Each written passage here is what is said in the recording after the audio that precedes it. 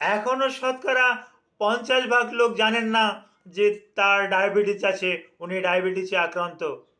এরকমের বহু লোক আশেপাশে আছে, সে ডায়াবেটিসে আক্রান্ত, অথচ সে নিজেও জানে না যে সে ডায়াবেটিসে আক্রান্ত। তো আজকে আলোচনা করব ডায়াবেটিস কি, ডায়াবেটিস কত প্রকার, ডায়াবেটিস কেন হয়, এই বিষয়গুলো নিয়ে আমি আলোচনা করব। আলোচনাটি না টেনে পুরো আলোচনাটি দেখলে আপনি বিস্তারিত তথ্য জানতে পারবেন। আসসালামু আলাইকুম রহমতুল্লাহি ওয়া বারাকাতুহু। আমি ডাক্তার মীর শহীদুল ইসলাম। আমার চেম্বার শুভেচ্ছা 255, ঐতিহ্যবাহী শেখঘাট, সিলেট। যে গুগলে গিয়ে ডাক্তার মীর শহীদুল ইসলাম কথাটি লিখে সার্চ দিলে আপনি আমার সম্পর্কে বিস্তারিত তথ্য পেয়ে যাবেন। জি, ঠিকই শুনেছেন, আমাদের দেশের 50% লোক এখনও জানেন না যে তার ডায়াবেটিস আছে, অথচ সে কিন্তু হাই রিস্কে কিন্তু চলাফেরা করতে আছে। মূলত diabetes, what is diabetes? Diabetes is digestive system disorder. Diabetes পরিপাকতন্ত্রের একটা রোগ, এটা একটা বিপাকীয় একটা রোগ। এটা বিপাকীয় পরিপ্রেক্ষিতে এই রোগটা সাধারণত হয়ে থাকে। আর রক্তে যখন গ্লুকোজের মাত্রা বৃদ্ধি পায়, যখন পর্যাপ্ত ইনসুলিন প্যানক্রিয়াস তৈরি করতে পারে না, তখন কিন্তু ব্লাডে ইনসুলিনের মাত্রা বেড়ে যায়। এটা কি আমরা ডায়াবেটিস বলি। ডায়াবেটিস 4 প্রকার। Number 1, type 1 diabetes. এই টাইপ 1 ডায়াবেটিসটা কি? এটা সাধারণত বাচ্চাদেরকে হয়ে থাকে এবং 5% বাচ্চাদের টাইপ 1 ডায়াবেটিস হয়ে থাকে। তারপর টাইপ 2 ডায়াবেটিস। এই টাইপ 2 ডায়াবেটিসটাই বেশি। এটা 95% মানুষের কিন্তু টাইপ 2 ডায়াবেটিস, এটাই আমরা পেয়ে থাকি। আর এটা মূলত 30 ঊর্ধ্ব বয়সের পর থেকে সাধারণত হয়, কিন্তু ইদানিংকালে দেখা গেছে যে 10 বছর, 12 বছর, 13 বছর তাদেরকেও কিন্তু টাইপ 2 ডায়াবেটিস পাচ্ছি। কেন পাচ্ছি আলোচনায় আসছি। টাইপ 3 ডায়াবেটিস, এটা এটাকে আমরা বলি প্রেগনেন্সি রিলেটেড ডায়াবেটিস, অর্থাৎ গর্ভাবস্থায় এই ডায়াবেটিসটা হয়ে থাকে। Number 4, drug dependable diabetes. এটা বিশেষ করে যারা অতিরিক্ত ঔষধ খাচ্ছে, তার ভিতরে স্টেরয়েড জাতীয় একটা ওষুধ আছে, এটা নামই বলি, যেমন বিটামিথাসন, প্রেডনিসোলোন, মিথাইল প্রেডনিসোলোন,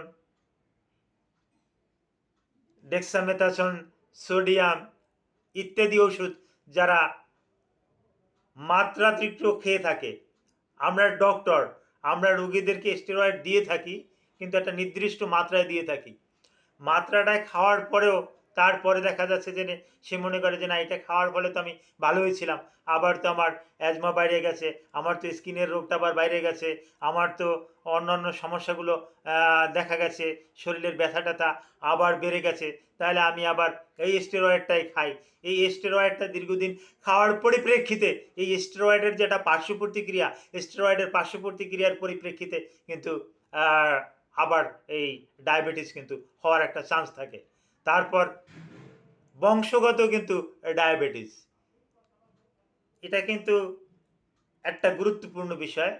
যাদের পিতামাতা, দাদা দাদি, নানা নানি, খালা মামা, এটাকে বলি আমরা বংশানুক্রমিক।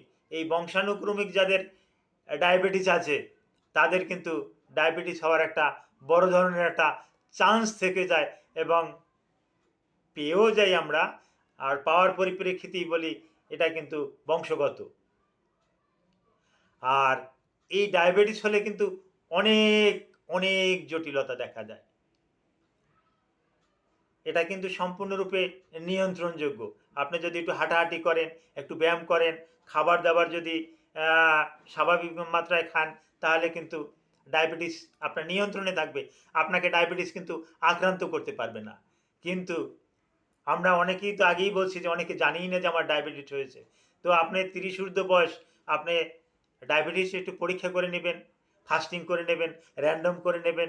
2 আওয়ার আফটার 75 গ্রাম গ্লুকোজ, SBA SBA1C, এই পরীক্ষাটা করে নেবেন।